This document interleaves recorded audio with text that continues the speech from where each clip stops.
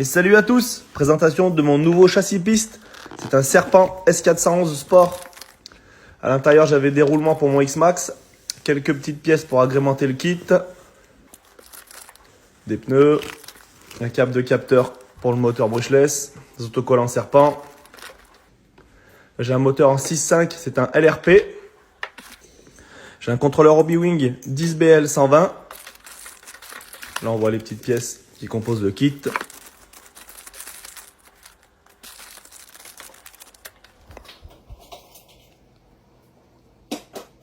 Sur les pièces d'origine en plastique, il y a les bavures. Du coup, je les lime pour que ce soit tout propre.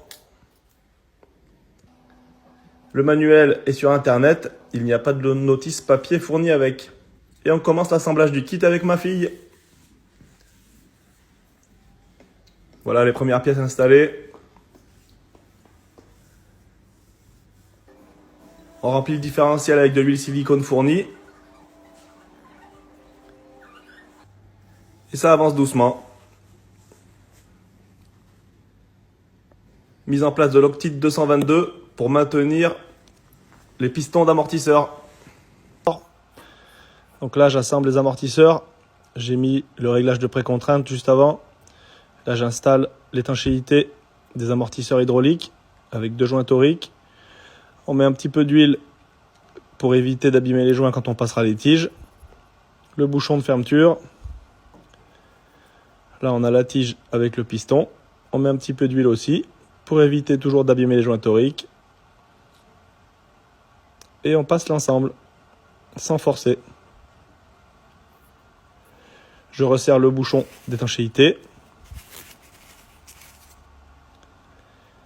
Et là, c'est la mise en place des membranes du volume constant.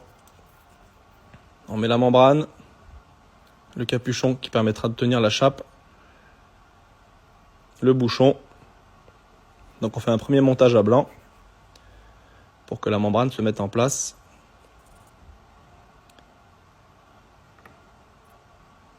Donc là, j'utilise une pince. C'est une pince spéciale qui permet de ne pas abîmer les tiges d'amortisseur. Elle a plusieurs diamètres, elle a plusieurs fonctions. Et là, pour fixer les chapes sur les tiges d'amortisseur, ça permet de ne rien abîmer.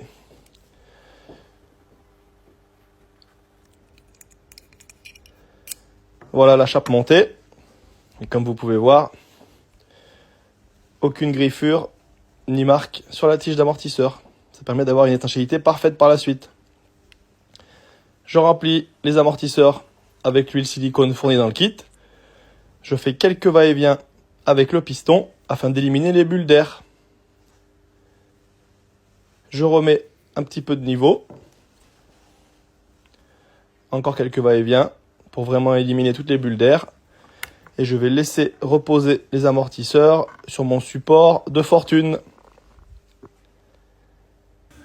Donc là, on a le châssis. À l'avant, on peut voir que c'est un spool, donc il n'y a pas de différentiel. Et à l'arrière, c'est un différentiel avec des pignons. La transmission est réalisée avec 2 courroies, une petite à l'arrière et une grande pour le train avant.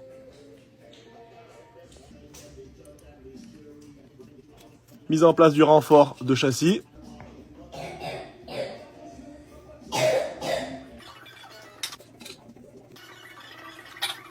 On visse tout ça.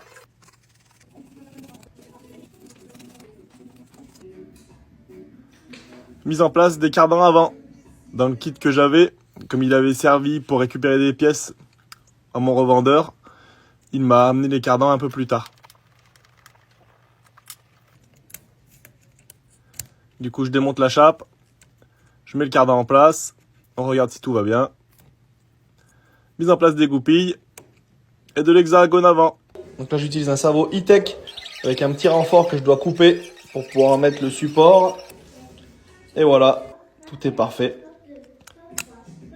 Plus qu'à serrer le support. Dans le kit, il y a plusieurs palonniers. Donc selon le cerveau que vous utilisez, il faut choisir le nombre de dents correspondant à votre cerveau. Et maintenant, je passe au montage des pneus. Rien de bien spécial. Pneu par pneu, on serre bien tout ça.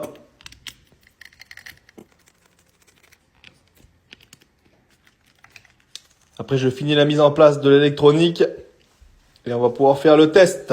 Verdict. Ça tombe plutôt pas mal. Je languis de tester ça sur le circuit. Je vais peindre une carrosserie d'essai et pourra faire une vidéo de test.